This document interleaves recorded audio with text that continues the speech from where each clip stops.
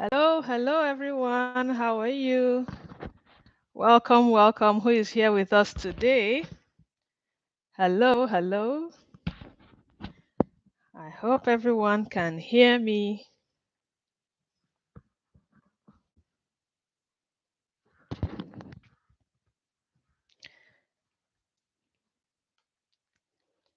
Hello, hello. If you can hear me, confirm that we are together.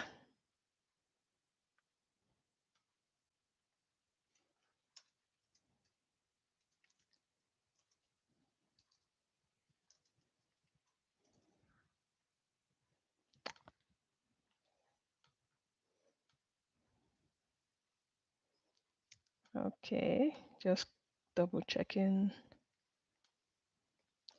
Welcome, welcome, and thank you for joining us, everyone that is here. We're just going to give one more minute.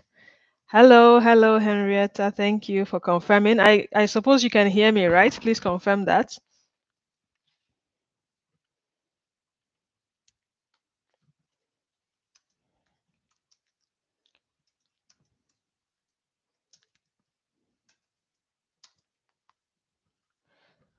Okay, please confirm the audio is clear. Awesome, awesome. All right, we'll just give a minute and we're getting right started. Today's topic is really great. We are going to be discussing your child does not need more toys and how to develop the whole child. So invite all your family and friends, your neighbors, everybody that needs to be here, so that before they buy that next toy, they will get the information that they need. Welcome, welcome.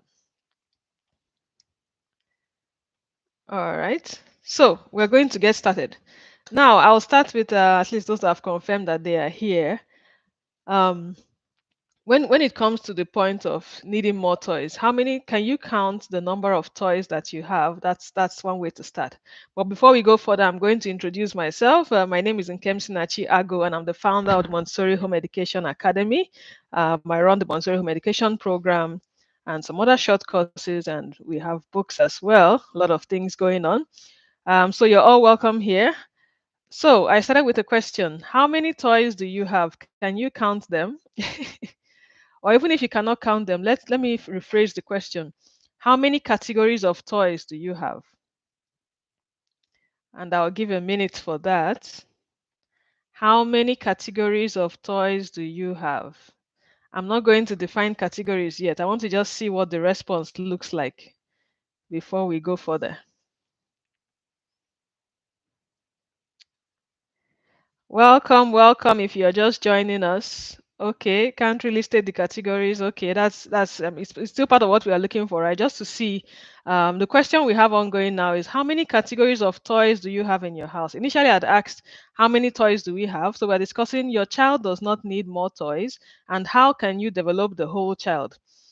So I started by asking how many toys do you have, or if that question is a bit vague, how many categories of toys do you have? So do you have in your home? So, for example, there are different ways you can categorize toys. You can categorize them maybe musical toys. You can say books. Most times, books could also fall under toys if they are for children. You can say mathematical toys. You can say, different categories. However, you choose to categorize them. How many different, groups of toys can you say you have in your home? Or do you have one particular kind? So while we are thinking on that, that's already giving us a hint of what we are going to discuss today. So I'll share a common example. A lot of times we may find that we say, oh, our child is so interested in maybe cars. And then because we've discovered that one thing, then we hold on to it very tight and we begin to if we're thinking of any toy to get, we get them toy cars on their birthdays. They get more types of cars. Maybe they get trucks. On Christmas, they get more and more vehicles, right? It's just vehicles because at least you're sure that that one catches their interest. And before you know it, you find that your house or your home environment is filled with these same type of toys, right? So that can that can easily tend towards clutter, right, after a while. Or maybe you find that they play with it for a little bit and then they throw it away, or they start banging it, or start losing interest, right? So that's something we want to check. So that's why we're asking, what categories of toys do you have? A lot of times it's also easy to just narrow down to one thing. Maybe our child likes dolls, or they play a lot with dolls, and they like to dress the hair, change the dresses, and so on.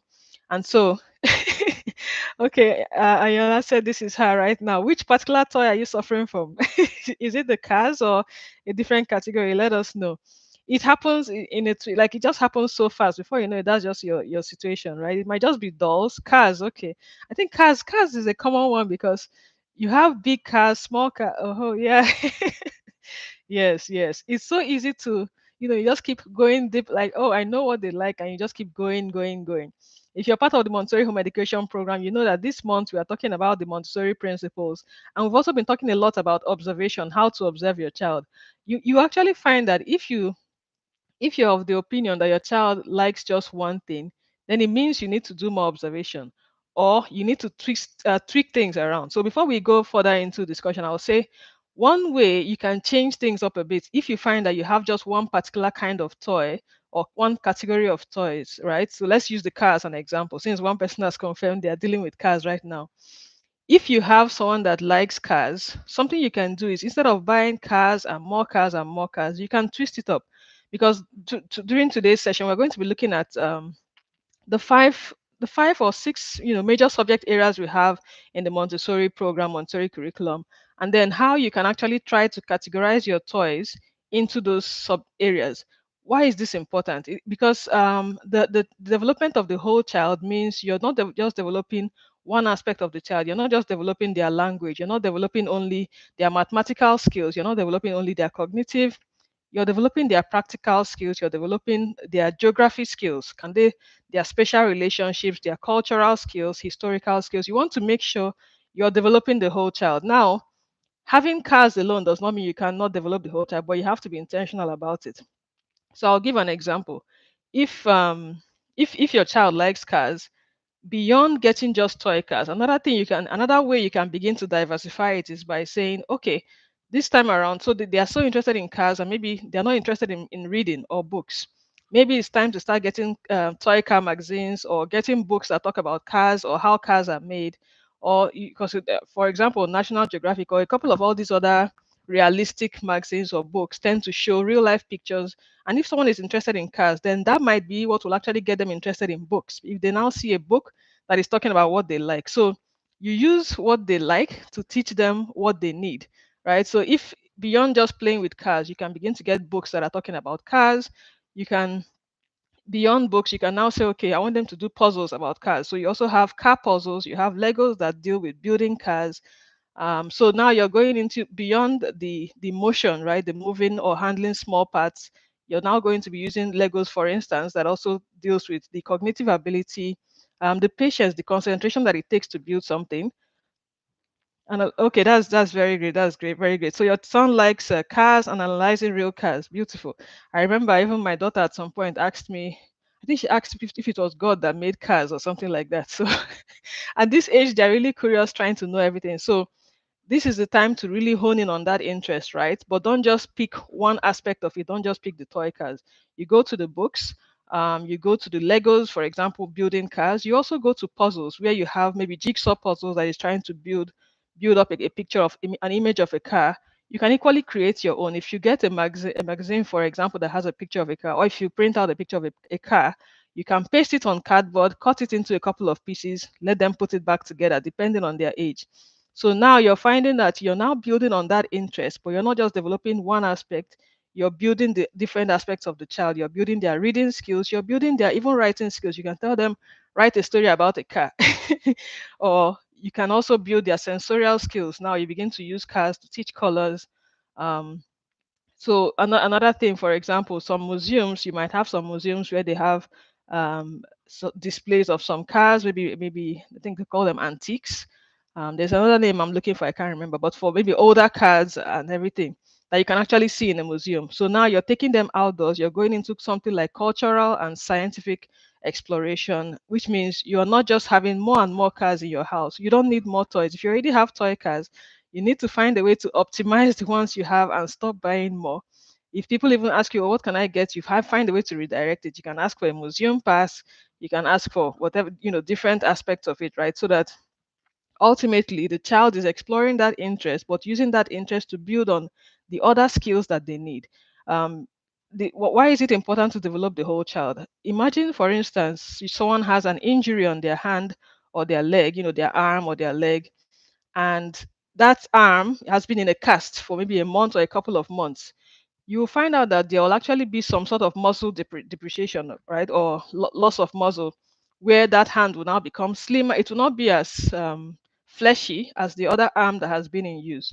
Or if it was the leg, the same thing. If you've had that experience, or if you've seen someone that has that experience, you probably notice that there'll be muscle loss, and that muscle loss doesn't happen just because, of course, this is not a medical conversation. I'm just giving just from observation and some experience, and also some research that I've done.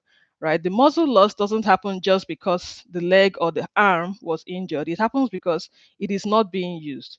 So imagine a child that we have, and maybe we're so focused on just that one thing that they like, and we keep honing in on only it with one particular approach. Let's say buying the cars, and not remembering to look at, for instance, okay, books on cars or puzzles on cars, or visiting a museum or a park or some other place that has more details about cars, so that you can go into the technological aspect of it, the scientific aspect of it, even the historical aspect of it. How were cars, how did we graduate the transportation system, maybe from donkeys all the way to cars, right? So these are all different ideas you can now begin to challenge your child to look into, or if they are younger, you can now begin to expose them to. Going back to the arm and the leg analogy, when we don't use a particular part of our body regularly as the other parts, it begins to lose muscle weight, it begins to lose functionality to an extent. You cannot imagine if you just tie your hand up for days and days, for you to, or even for months, right?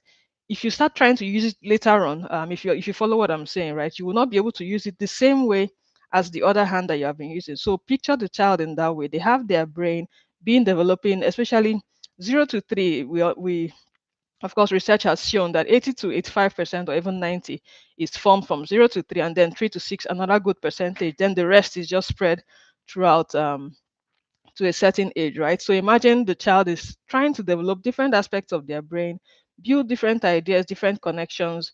But because maybe as the adult, we haven't been able to pay attention to some of these things or even notice them as a concern, we just keep pumping more and more into one aspect. So this is just my way of saying, think about what they're interested in. That is great. It's a good start to make that observation. Now, how can you diversify it? How can you build on it? Before so that's just one example. I'm going to share more, of course, depending on, if you share in the comments what interest your child has, I can probably give you more ideas of how to turn that single interest into multiple subject areas. So we're going to go through the subject areas just to give you so that if we're talking about categories of toys, you may now get an idea that, okay, these are the categories that majority of my toys are falling under, and then you will now think of how to put to spread those interests into different categories, so that you're developing the whole child and not just buying more and more and more toys. You need to use what you already have, use what you have at home before you even think of getting more, if you even need more at this point. Right. So here I have about 5 major subject areas. Some are combined, it's like 6 or 7, but ultimately I just have 5 major categories that I've listed here that we're going to go through. We're going to go through for 0 to 6 year olds. However, I'm going to have a separate follow-up conversation still within this call, this video, to discuss for babies, because 0 to 1 tends to be a little more specific, right? There's a lot of growth from 0 to 1 and then 1 to 6. Now, starting with something like language, I want to share an example of activities or toys that you can have within the language category. In fact, activities more than toys, because toys are transient, but activities are the experiences that they really stick with, that they remember more often, and they can benefit the most from. Toys, on the other hand, they come and they go. It might click, it might not click, it might be a waste of money, it might not be, depending on your choice. So we're going to talk a lot about activities and maybe some materials that are more useful than others, so to speak. So for language, I have some activities here that I've listed. Something like singing and dancing, choreography, even though that's music, it is also very much tied to language. Language and music are like 5 and 6. They are so closely intertwined. And if you're not taking advantage of music in your language journey, you're actually missing out, especially for the kids, right? So a common activity you can do in terms of building language that doesn't even need any toy. I mean, at most or at worst, you can get some rattles or a small drum set, whatever it is, even your hands. If you will find that using your hands to clap clapping according to a rhythm is not as easy as you think. Ask a child, for instance, who has not already got used to it, to try and clap, you know, let's follow a beat. One, two, one, two. It looks easy as an adult, but when you try and ask a child, you might see they may clap at different patterns. So if your child has not yet learned that, or hasn't even come across it as an instrument to use, their hands as an instrument, then that's your opportunity or your cue to, before you rush out to buy a piano, rush out to buy a drum set, teach them how to clap, clap in rhythm, right? And then you can now sing along. To be able to clap, sing, produce those words, that is a lot of coordination going on. So don't take it for granted. And that is free, right? If you can talk, if you can clap, um, those are already skills that the child has, that you the adult has, and you can teach the adult, teach the child, right? And if you can't, if you feel you don't know it, you can also learn it first, then teach the child. But that does not require any toy.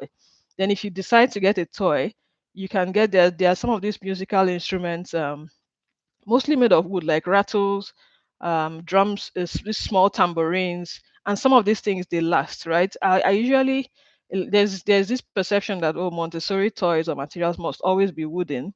There are two reasons for that. They must not be wooden per se. However, they should be natural materials. Natural materials tend to last longer and are appreciated more by children rather compared to plastic. So plastic, because it just looks, they can throw it, they can fling it, it bounces back. It's not a big deal, right? But wooden materials, sometimes even glass, ceramic, you find out that they learn how to handle these things with care, right? Of course, glass, you'll be cautious with that depending on their age. They have to actually practice with things like wood first, or ceramic that wouldn't just shatter. But then they learn to handle things carefully compared to when they just have plastic. It does not also mean that once something is wooden, then it is a Montessori material. It doesn't work that way. So that's why before you go buying any more toys, just start with what you have first. If you're trying to teach your child language or music, start with your hands. Can they clap according to rhythm? That is your assignment for today. Um, Another common activity that has to do with language or writing is using pencil, markers, having a black or a whiteboard or both of them to be able to allow them to write freely. So these are all part of language activities. Write and wipe as many times as they want. Having papers around the house also means they are less likely to write on your walls when they have more papers available. So that's just for the language category. So you can check now and ask yourself, do you have any toys in the language category? Right? If you don't, okay, but you don't need to buy it yet. We have to go through the whole list. Do you have anything that fits into that category that can help your children to learn language? You are the number one, I'll say you're actually the number one contact person for teaching your child language or for them to learn language. You don't need too many materials because language is best picked from human beings. Of course, we know better than picking it from screens or wherever, no matter how much we think they are picking. Sometimes some people might say, oh, they learned how to count from 1 to 3 on the screen, or they learned ABC on the screen. Can they read based on what they learned? No. Can they understand the quantities, the meaning of 1, 2, and 3 as a quantity from looking at the screen? No. So let us know language development, you're the number one material. So before you rush to buy any more toys, start with yourself. Offer yourself as a sacrifice for the language category. So we also have the next category we have. Please confirm you're following me. We've discussed language now. And of course, if you know your child's interest at the moment, you have some, if you feel you're already overwhelmed with particular kind of toys, put them in the comments and I'll put in some tips about how to diversify that particular interest. So the second one that we have is the sensory category. Now for sensory play or sensory category of toys, you have things like sand, water, and coloring and Play-Doh. So sand and water is free in most places. Sand and water, you can get them in your house. If you don't have much access, depending on where you are, really, you probably know what I'm talking about. You may not easily find sand outside, but if you do, go outdoors, play with sand, play with water. That is a lot of sensorial stimulation that they cannot get inside the house. Of course, water play is easier outside than inside. But even if for some reason you're maybe it's so cold or it's so hot, whichever one, during bath time, there's usually water, right? So that's another opportunity to allow them play with water, let them transfer water from one cup to the other, let them explore it while they are in a space where they can splash as much water as possible. So you're helping to develop their sensorial skills, being able to perceive water, play with it. Even they can go from sensorial into a bit of science, where they now start checking, oh, does this float in the bathtub or does it sink in the bathtub? There are so many lessons that can be had in the bathtub. So even if you normally rush through bath time, you can plan maybe on weekends, take a little longer, and actually have some of your lessons in the bathtub while the kids are there. Talk to them about something, maybe the water, talk to them about where water comes from. And water is mostly not free per se, but it's already in use, it's already available. You don't have to buy it again separately, apart from the one you've already dedicated for your house for the period of time. We know that there are bills, of course. So, but sensorial toys, do you need sensorial toys if you already have sand and water? Have you really explored sand and water to the maximum extent that you need to get more? Play-Doh is a very good one, but I'll give you an example. If you frequently bake, that is a real life Play-Doh for you. If you make some of these like oatmeal that is eaten with soup, depending on where you're from, if you make any of these meals that involves that kind of sticky texture, that is all the Play-Doh that you need, right? Have you involved your children in these activities before going to buy more and more and more Play-Doh, right? So ask yourself that question. If you're baking, that is Play-Doh for you. That's real Play-Doh for you. If you are cooking certain kind of foods, that is also Play-Doh for you. So before you go and chatter more, involve them one. It may not be every day, right? Depending on your availability. Involve them once a week, once a month. You are exposing them now beyond sensorial exposure. You're exposing them to practical life skills, cooking skills, which we'll get into later on. So, do you need more toys? Ask yourself. Do you have toys already in this category?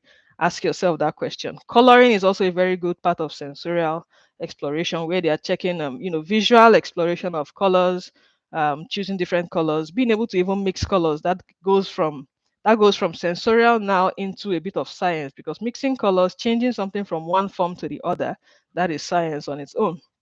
So colors, pencil board markers, between language and sensorial, we have those already reoccurring. Now the third subject area we're looking at is math. So mathematics and cognitive development. So for that category, of course, we know numbers will probably come in. Do you have anything that has to do with numbers? How many do you have? If you have, there are some toys. If you have a set of, let's say, plastic numbers, one thing you will notice is that they might have so many different colors. So you have number one is red, number two is blue, number three is green. Remember, if you saw our video, one of our sessions last year where I talked about how to teach new concepts to children, you'll find out that it is more important to keep certain factors constant when you're teaching a particular thing. So if you're teaching about numbers, you don't need the numbers to be showing different colors, because then the child will focus on the colors instead of the numbers. So that now boils down to what kind of toys are you even buying when you choose to buy, right? Before you go and buy more number toys, maybe you want to just start off by drawing your own on paper, have 10 sheets of papers, write number 1 to 10, give it the same color for a start, and then you can now begin to pair those numbers with real life items. Okay, I think I've shared something like this before. So these are beads. Of course, beads are choking hazards. So, but you see these beads are the same color, right? If you want to teach counting, you won't start having beads that are red, yellow, green, blue, because then the child is going to focus on the color of the beads instead of counting them, right? So before, check what you already have in your house before you start rushing to buy more number toys or more number puzzles. Baking, cooking, anything that has to do with planning and execution is also very good for developing executive functioning skills, which are useful for the mathematical skills of a child. Sticks and stones are outside every day. When our children go to the park, sometimes we are stopping them from don't touch this, don't touch that. Find a way to keep them clean when they are done before their hand gets to their mouth, so that you don't have to be stopping them from touching the things that actually teach them a lot. Let them pick sticks. The other time when we were able to go to a beach, we gathered some stones that looked similar and around the same size. And to me, that's a perfect material for counting, and it's free. The beach is open. You just walk in there, you pick the stones by yourself, you count the quantity that you need. If you want to count from 1 to 10, that's 10 stones. If you want to count from, just because I like the stones at the beach can be quite nice, right, compared to maybe rough stones you might just find outdoors. So do you need to buy that? No. So do you need more toys? Ask yourself that question, right? So the topic is your child doesn't need more toys. So the first thing you're trying to do is to not buy more, Start with what you have and see what category does it fall under. We've already looked at language, we've looked at sensory, and we've looked at math. Please, someone can put that in the comments if you're hearing me. Some of the categories we've looked at so far: language, sensorial, and mathematics. So we're going into the fourth one. The fourth category is practical life. So for practical life, we have practical life, social skills, dramatic play. I've combined them all into one. Now, what does practical life involve? Anything that we do in our everyday life, that anything we do in our everyday life. So if you're going to the grocery store, that is practical life. If you're washing dresses, that is practical life. If you're even eating, that is practical life. So, do you have toys in this category? Maybe you have a play kitchen, maybe you have pretend vegetable, pretend this, pretend that. But does your child get involved in the actual things, right? Sometimes, if I'm making soup or something of that, even noodles, for instance, I might just have them open a seasoning. It might take them some time. While they are doing that, I'm boiling water, I'm handling the things that are hotter or maybe not so safe for them yet. If I'm making soup, they can be cutting the vegetables however long it takes them. Vegetable is the last thing I put in the soup. So I don't have to keep them busy in quote with something else like put them on the screen or keep trying to pull them back left and right. I just put them beside me already while I'm doing what I'm doing. And you can, I have a 2 and a 4-year-old. The 2-year-old, I might give her two pieces of vegetable and she's cutting it for as long as she wants in whatever size she wants. It's not a problem. It's not going to spoil the soup, right? The 4-year-old will take it even more seriously and ask for more later on. So what skills are they practicing? They will use plastic knives for sure, not the sharp stainless steel ones, but they are going to be building their fine motor skills. They are going to build their concentration doing that. They're also going to build the actual cooking skills, right? Knowing that these are the things that go into food.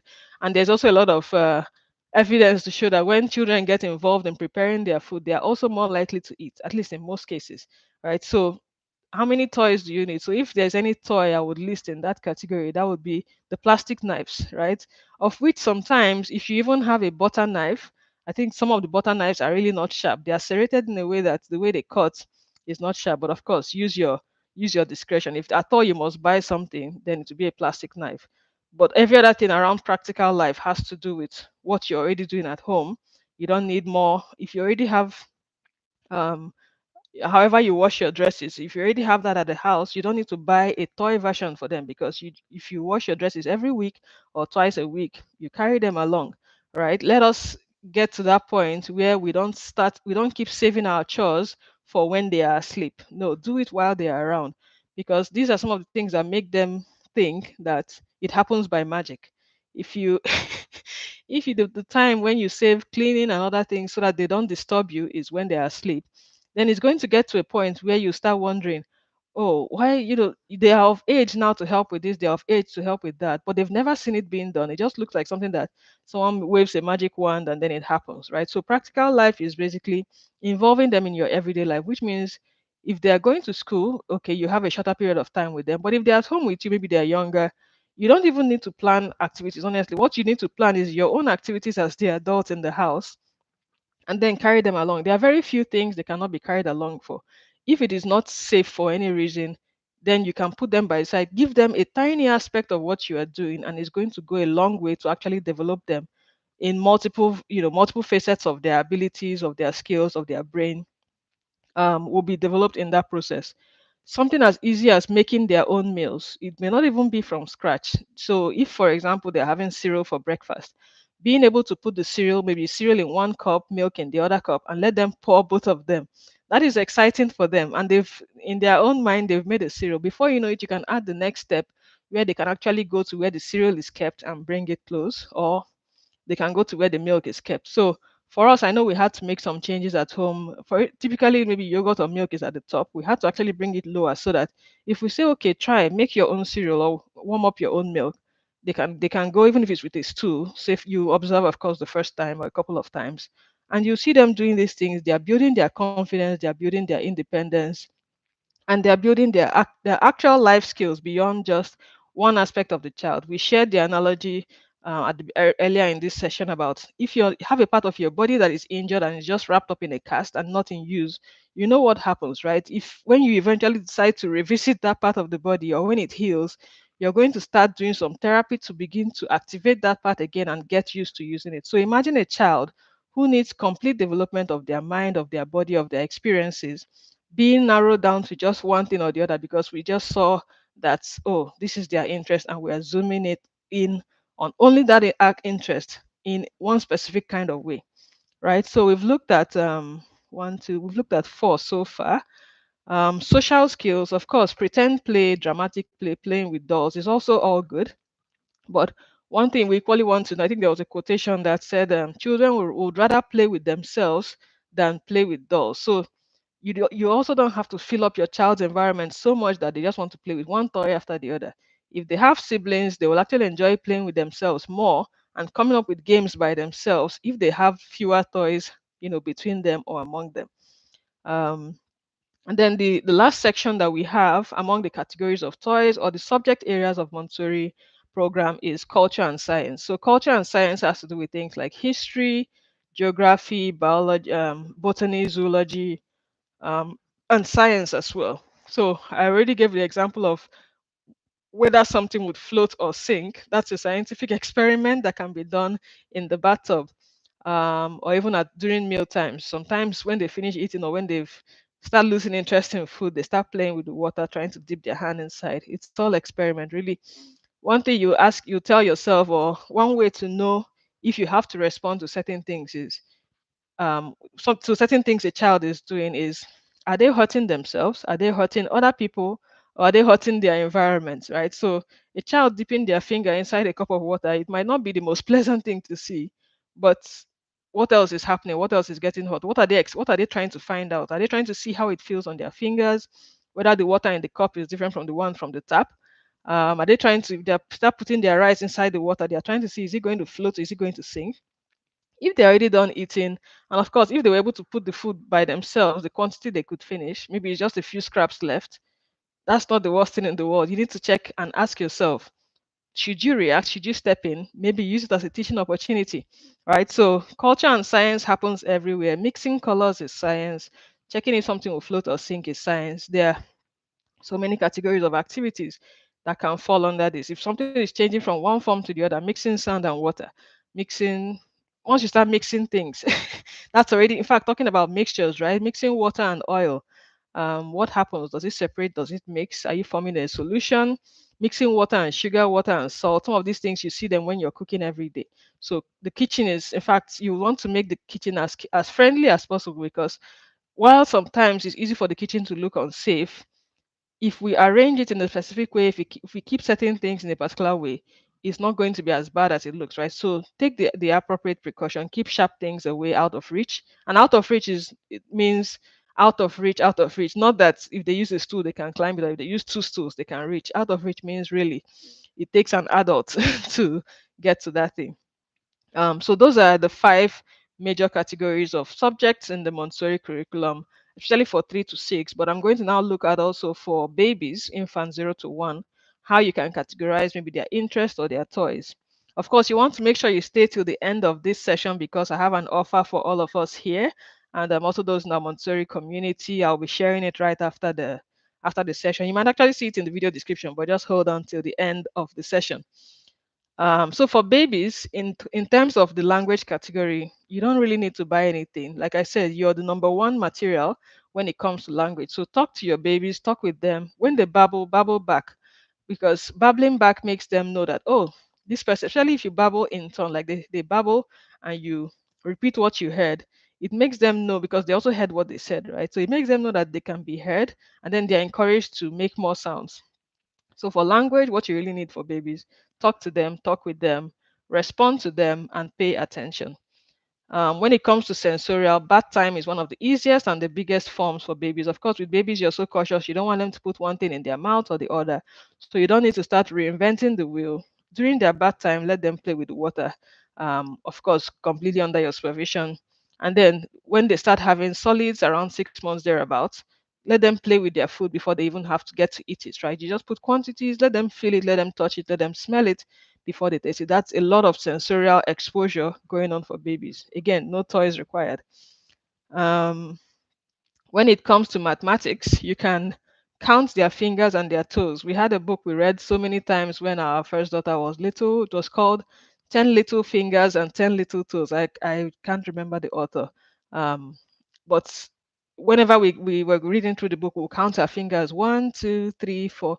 That's mathematics already happening. That's number exposure. And that is real number exposure because it's not just about the symbols, like this is number one, this is number two. You're trying to cram it. You're actually counting it like these are quantities: one, two, three. And you can do that with your babies. No materials, no toys needed. You're the number one material for your babies, especially infants. Counting fingers, counting toes, that is wonderful. When it comes to practical life, food is the number one thing. For some of us, we see that even before 6 months, some of the children are trying to feed themselves. Like if they are drinking from a bottle, whether it's breast milk or formula, they might even start taking the feeding bottle from you and trying to put it in their mouth. As long as they are not choking or there's nothing dangerous happening and you're there watching it, I'll encourage that independence. If they can hold it, sit upright, or sit whatever position is appropriate for them to do that, that is self feeding already happening. Don't be in a hurry to now stop it. And then by the time you're maybe whatever age, maybe 7 months, 8 months, if they're no longer interested in feeding themselves, then we start complaining, oh, your mate is doing this or your mate is doing that, right? So, or this other, I saw this other baby doing this. How are they achieving it, right? So, most of the time, babies, children, they try to be independent, but if we're not comfortable with it or if we don't know how to really accommodate that, we may find ourselves blocking that progress, blocking that independence until when we are now tired of being the ones doing these things for them, then we start trying to lean back and say, you should be able to do this by now. So, practical life for babies is really a lot around feeding.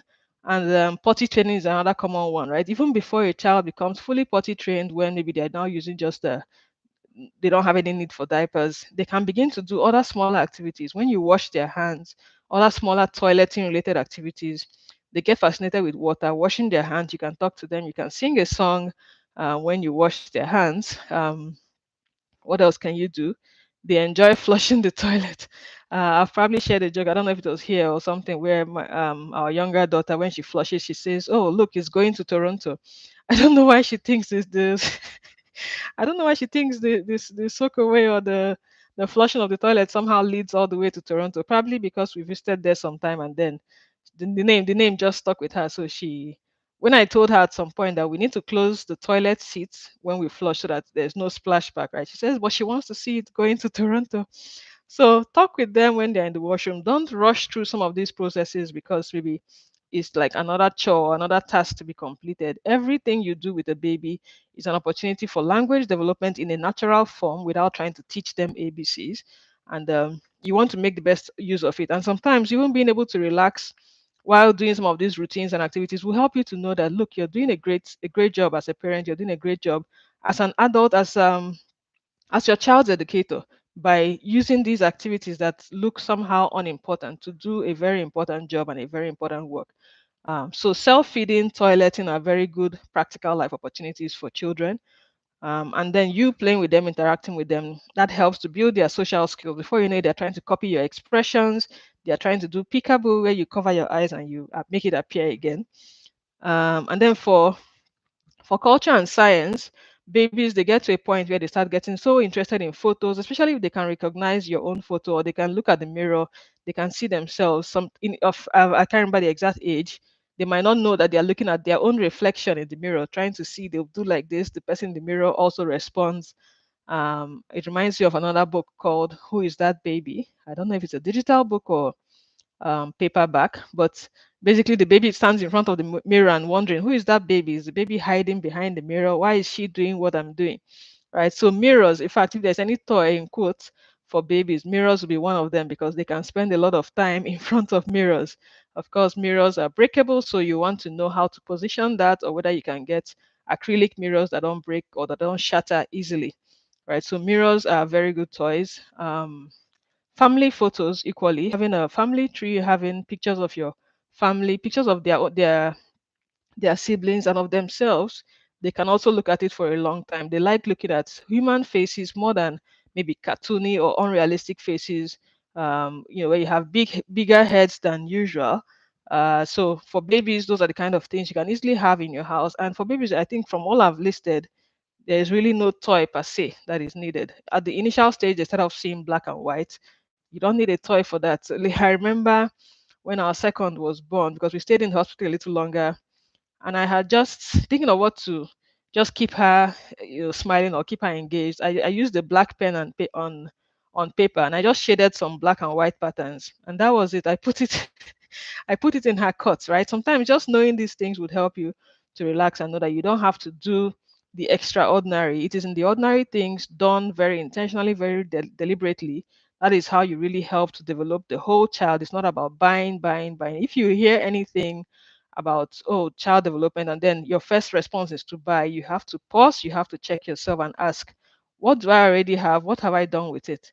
Is it time to even declutter and donate some of those things? If you find that you have just one category of toys, it's time to declutter. You can even resell and then use the money to buy other categories, so that your child is not just developing one part of their brain or one part of their thinking or one part of their abilities. You need to develop the whole child. That is really the whole essence. That's really the whole essence of this. So, in terms of, okay, I think I had shared how to know whether to stop your child from doing something or whether to stop a particular game or play that they're involved in, right? So, three questions. Ask yourself, what skills are they developing with this activity that they're doing? Like I shared, putting rice in water during mealtime. If they are, that might be their way of telling you that they are done eating, right? So we also want to be cautious when we are dishing out food for children. If they can serve themselves, that is better. Even if it's one spoon at a time, they finish one before they get more, just to minimize waste, right? And then to also keep them in control of what they are eating. They can actually tell when they are full. um, and ultimately, the balanced diet that they need to get, it must not be in one meal. It can be spread throughout the day.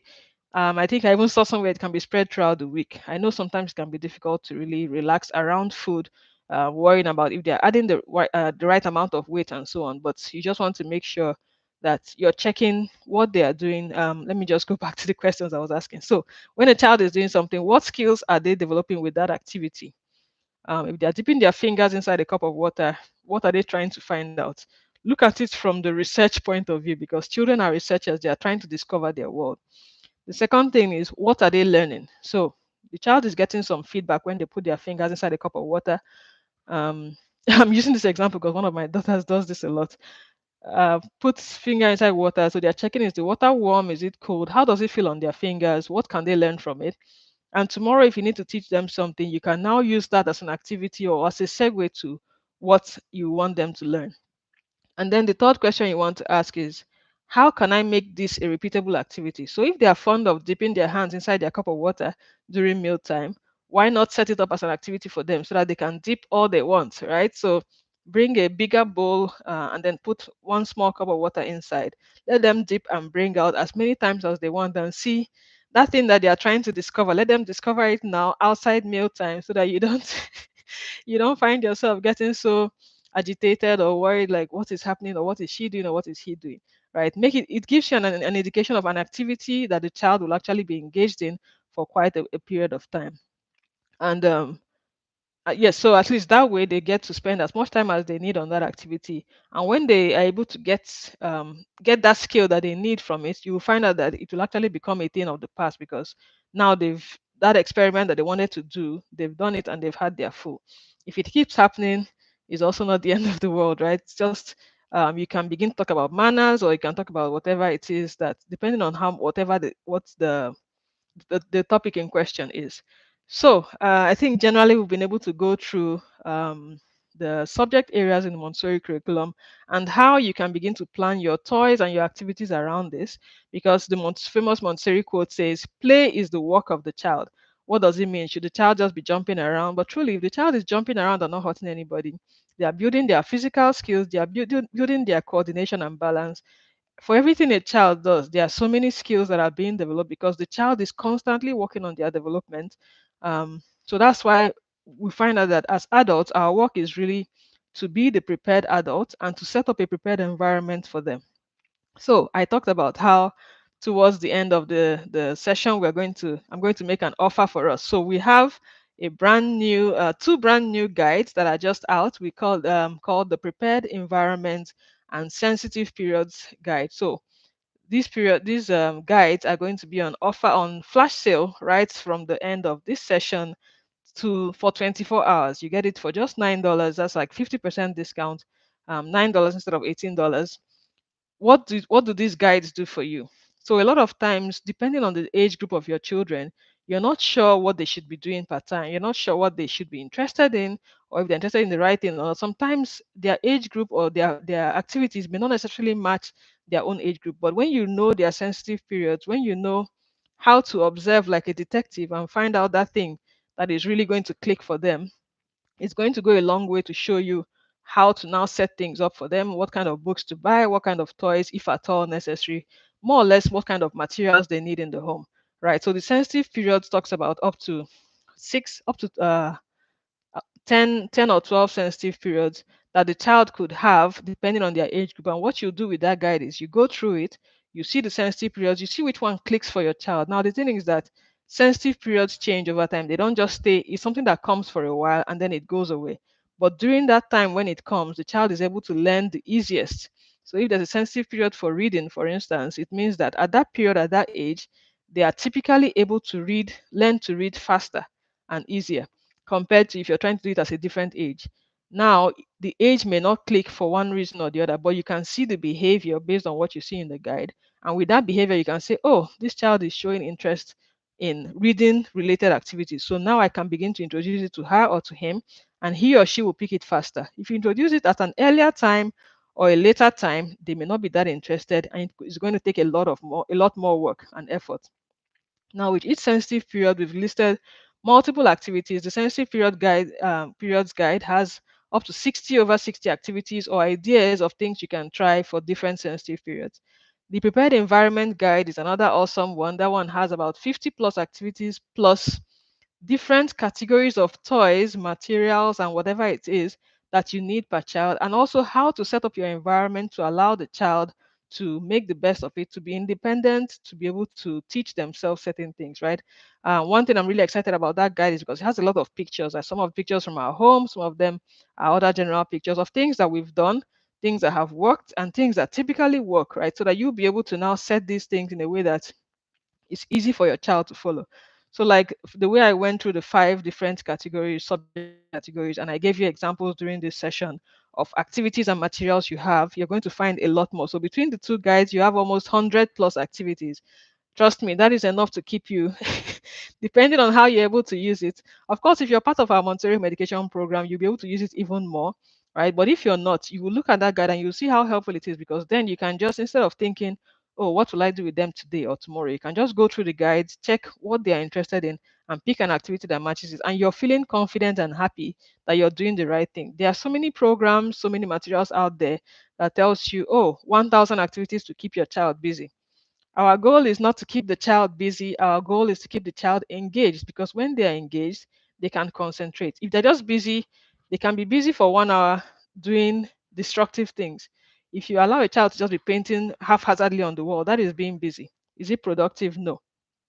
They are still developing some skills, yes, but then there's a lot of chaos involved in that, right? However, if you're able to tailor your environment in a way that allows the child to actually build on that attraction of maybe writing on a wall, instead they write on a board, write on a paper, they have the right colors, the right setup. These are some of the things you're going to get in those guides. So it is highly discounted for the flash sale, which is just 24 hours from the end of this session. So don't miss it. Make sure you share. Um, the link is going to be in the video description, and I'll put it in the comments right after this session. And I hope you take advantage of it, because it's going to be very helpful for you. If you have any questions, please put them in the chat right away. We'll just stay 1 or 2 more minutes to answer any questions that you have. And as always, Happy New Year. I didn't even remember to say that this is our first live session this year. Thank you so much for all of you who are back here. Thank you for joining us. We'll be meeting on Wednesdays. Now, the Montessori medication program has started off in full.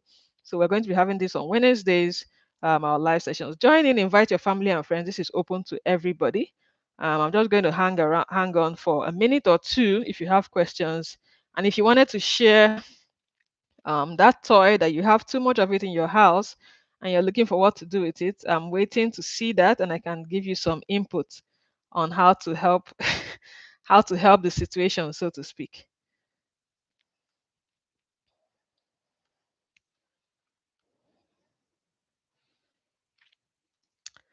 So I just put the link to the guides in the comments. I hope that works.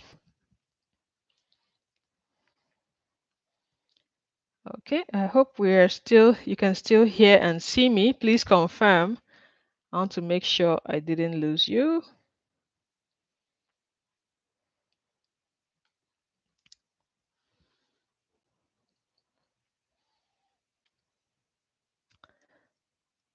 All right, thank you for confirming. Okay, I wanted to be sure.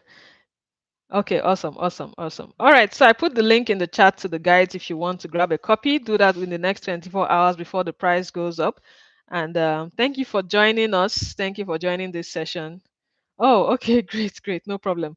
The link to our free WhatsApp community is also in the video description. If you're not there, you want to join it right away because we always have some communication and some bonuses that might go there. If you're part of Montessori Home Education Program, thank you very much for joining. And also, my contact is on the channel. So if you have any challenges getting the guide, or if you're in the free community, just reach out and I can assist you very much with that. Thank you very much, everyone, and I'll see you all next week. Take care and enjoy the rest of your week.